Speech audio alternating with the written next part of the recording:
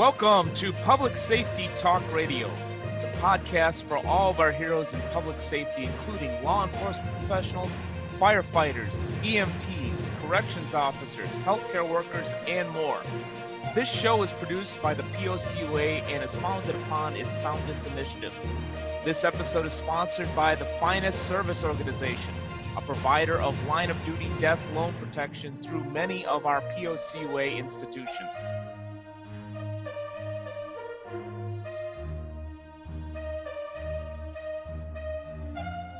Hi, I'm Ken Bader, your host for Public Safety Talk Radio, and we have a great guest today. We have Becky Landis, who is the CEO of State Highway Patrol Federal Credit Union, a member of the Police Officers Credit Union Association for quite some time now. She is also a spouse of a retired law enforcement professional, if I remember it correctly. So she's going to give us a great perspective. Becky, welcome to the show. Thank you. Oh, a woman of few words. Just thank you and get right into it. Happy Friday. Yes. 2 o'clock in the afternoon. Yes, exactly. So, maybe I should do all of my show recordings on a Friday afternoon, because every time I seem to do that, people always seem to be so happy. It's Friday. Yeah, I'm ducking down to get my notes again so I can ask the right question. So you're on top of it, I'm not. But anyhow, but tell us about the first responders that State Highway Patrol Federal Credit Union serve. I know it's pretty obvious from the name, but give us a little bit more background on the credit union. Well, as a law enforcement agency and a credit union, we're a little unique. We are closed seg, single seg, the Ohio State Highway Patrol. We have about 1,600 active troopers, but then we also serve the retirees and all of their immediate families. So total membership, we have probably about approaching 8,000 in our membership. Yeah. How much of a challenge is it to you to cover the entire state of Ohio? I know it's not quite California where I am, but that's a pretty big region. Right. It is. I mean, we use some pretty creative marketing to try to reach out to our members. We also obviously participate in the share branching network too, so that helps considerably. And then our online, we do considerable amount of business online, electronically. Yeah, which is great for COVID-19 pandemic times. Right. Although our officers are still on out there, and we really appreciate that in all seriousness, that they're putting their lives on the line in more than one way. Kind of speaking of that a little bit, you're very passionate about emergency preparedness. We've talked about this a little bit before, and I know that you have some programs and possibly even some products and services that help with that, to plan for that emergency financially before it even happens. Can you talk to us a little bit about that? Well, the way that I look at it, I think that my philosophy of this particular credit union, we are here to serve these members. These members, the majority of our members, are out there serving and protecting us. So we need to do everything in our power and our ability to be able to serve them in any way they can. They're not a Monday through Friday 8 to 5 job. They're working 7 days a week, holidays, all hours of the night. So we needed to find ways that we could help them with their financial wellness in different creative ways. Well, one thing for sure that we have is a certified financial counselor on our staff. She's been through extensive training, so that when a member does come in and we're looking at a loan application, we look outside of that loan request and see what else we can do to help benefit that member financially. It's been a huge success for us. Our members truly appreciate it. They don't always think about the financial side of their life because they're busy thinking about other things right now, obviously, as they do, every day of their life. So if we can just help them with that one thing, just take some of that pressure and some of that stress off of them to help them with their financial wellness. Yeah, I know you, and this is not a knock on law enforcement, just something that I've heard from a number of folks, that they live for today because of the nature of the profession that they have, and that sometimes when when it's their idea, it's a lot easier. When it's somebody else's idea, sometimes it's a little bit more difficult. Yeah, a little bit off the cuff. As a spouse of a law enforcement professional, does that seem to give you a little bit of a better perspective on how to reach some of these folks and really talk about the future with them? Absolutely, because my husband worked, I raised 3 kids. I say I did. I know we did, but he was gone a lot. And he Right. worked the full midnight shift. I worked during the day, so it was up to me. So I handled the kids events and all the financial responsibilities. I wish back then I would have had somebody say, "Hey, let us help you here a little bit. Why don't you, do X, Y, and Z?" And one of the things that we like to talk to about our memberships is opening subsidiary savings accounts. One of the things that we find out sometimes in law enforcement, they're not always good savers. And what can we do to help prepare that? So we have what's called subsidiary accounts, which they can open a share account, and then they can open as many other savings accounts as they want, and then label them whatever. And it can be vacation, it can be property taxes, it can be dental care, and the direct deposit from their paycheck right into all of those accounts, and that money's always there for that specific need.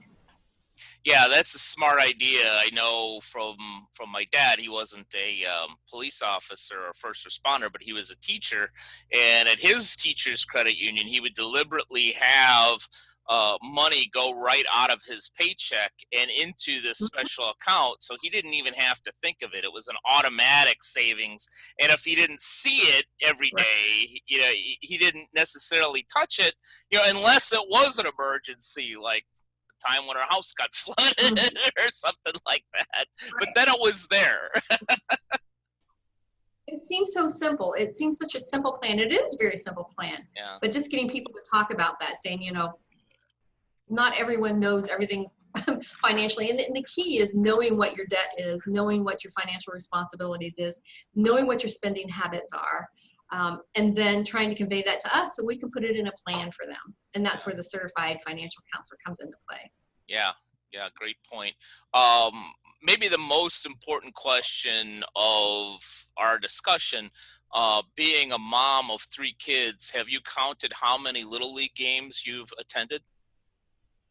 Oh, my son not and daughters played little league softball, but my son also played on a traveling baseball team and made it all the way through college. So I've been to many baseball games.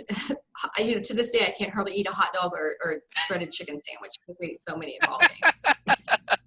I, I had to ask because I vaguely remembered the backstory on the baseball, Yeah. so I just figured we had to get it on tape. So did you make like cupcakes and stuff for these things, or were you not the baker mom? I wasn't the baker mom because I had to work. Remember, Yeah. I had to work. No, we were that family that wouldn't eat out. We always brought our food with us, so it was tough. I mean, we were living on.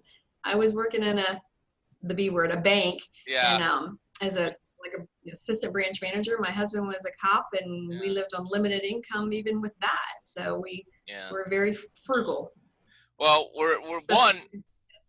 Well, we're one happy that you came around, 11 some years Me ago to, too. to this industry, number one.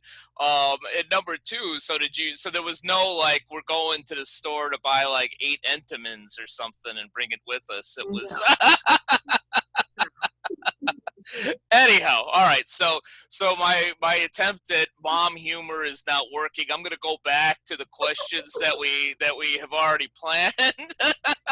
uh, which which is, unfortunately we have to talk about a very heavy subject, which is killed in the line of duty. Unfortunately, that is a fact of and the nature of the profession on so many different levels. And I am very pleased within the Police Officers Credit Union Association that we do have the finest service organization offering killed in the line of duty insurance through a number of our POCUA credit unions. And if I remember it correctly, State Highway Patrol Federal Credit Union was one of the first ones to begin offering this. Can you tell us a little bit more, not only about the product, because we do want to hear about that, but also the decision making in making that available to your membership? Well, again, my personal life played a part in it. Yeah. As a wife of a retired police officer, I mean, I'll never forget that day in 1981 when my husband was involved in a shooting. Yeah. And it was horrific. And, I thank God every day that he wasn't the one that was shot. I have a son-in-law who is a captain in a police department. So it's still part of my life very much. And then I work in this environment too. So I see it, I feel it, I believe in this product. So it was a very easy sell for me because I actually understood it. So when we took this to the board of directors, there really wasn't too much of a hesitation to sell this. I wouldn't even sell it. We offer it to our membership. We pay for it. When we introduce it to the new cadets that are coming to the State Highway Patrol, we have one of our staff members that talks to the cadets. I join her, and this is the part that I share because it is very important to me, this piece of it. And it's pretty much dead silence in the room because I start the conversation about this product that we offer, about, it is a fact, but it's more of a reality. And this is a reality check, and it is called killed in the line of duty. And this is a reality. You need to take it serious. And your family needs it. So do this for your family. This is not necessarily for you. This is for your family and their benefit. How we put the benefit together was the member would apply for a $10,000 loan or $10,000 or more that automatically qualifies them for this killed in the line of duty insurance. It will pay off any loan at this credit union up to $825,000. That would include their mortgage too. So anything that they would have here, if the unfortunate event happens that they're killed in the line of duty, their family will be protected. Yeah. Yeah, I know it's a tough subject to talk about, but it's one that needs to be discussed because you never know when that's going to happen. And yeah, I know that some of the institutions that offer this market it under line of duty death or LODD. But there are some like yours that do go right for it's called killed in the line of duty insurance, which is kind of a smack right between the eyes. But sometimes we need that harshness in order to be able to get through to anybody, not just law enforcement, of the importance of really protecting your families. Right. It's hard enough to think about losing your life, but at least the understanding of what my wife and kids are going to be taken care of has to bring some type of comfort, I would assume. Right, and it does. I mean, the room gets pretty quiet because that's exactly how I present it. It's not a fact. It's an actual reality. And if you don't think that this could happen to you, then you need to get up and leave this room. And I tell them that. Right. You hate to use that cliche of it is what it is, but it is what it is. Yeah. Yeah, and I'm sure you come with a maternal tone that just gets through to everybody as well. A little bit. All right. Enough of the mother conversation. Let's go back to your expertise in finances. Yeah, is there possibly a number one financial tip for financial emergency preparedness that you'd like to offer our audience? Maybe one that you offer to a lot of the cadets, other than the obvious that if you are in law enforcement and specifically the state patrol in Ohio, that you should be working with your credit union? Well, I think I kind of alluded to it earlier about know what you're spending. You have to keep track of it. It's kind of like when you're on a diet and you're supposed to keep track of all your calories and your carbs and the calories you're eating. It's the same thing in your financial wellness too. You need to keep track of that. Once you start keeping track of that and writing down or somehow reporting exactly where all your money's going, it can be a real eye-opener to most people. I've been there. I've done it. I went through that process and saw where my money was going. And until you sit down and do it, you don't realize how much spending you do that is unnecessary. Yeah. Yeah, simply put, to kind of paraphrase what you said, which I agree with 100%, and I've had to frankly learn it harshly at times in my life.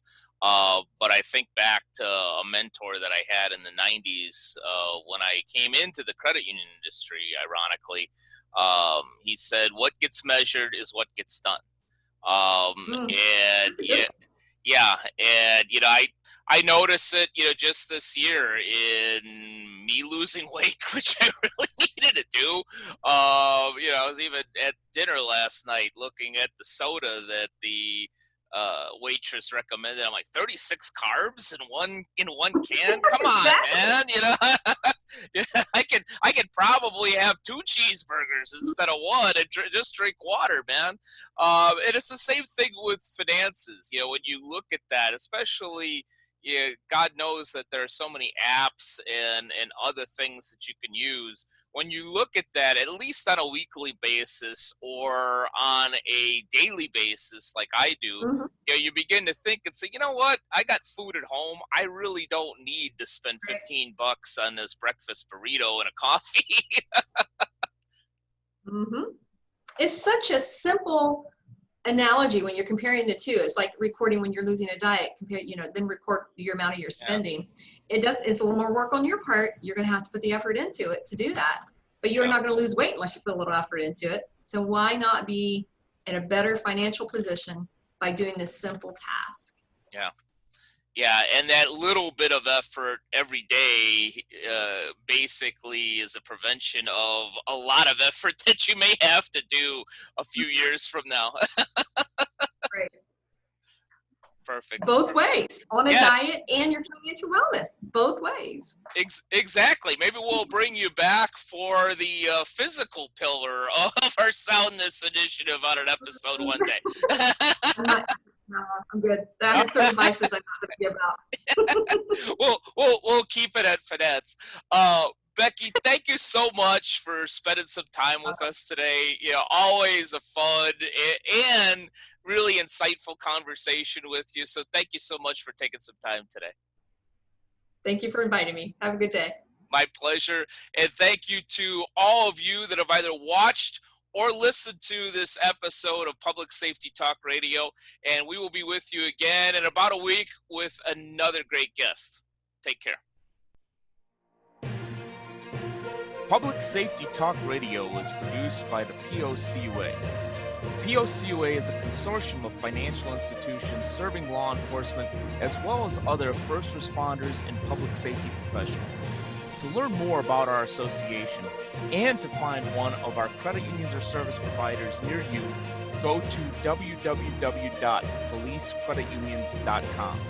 And always remember, if you aren't working with one of our POCUA credit unions, you're just banking with an institution that just so happens to serve first responders. As a public safety professional, you and your family deserve better. Find a POCUA credit union today.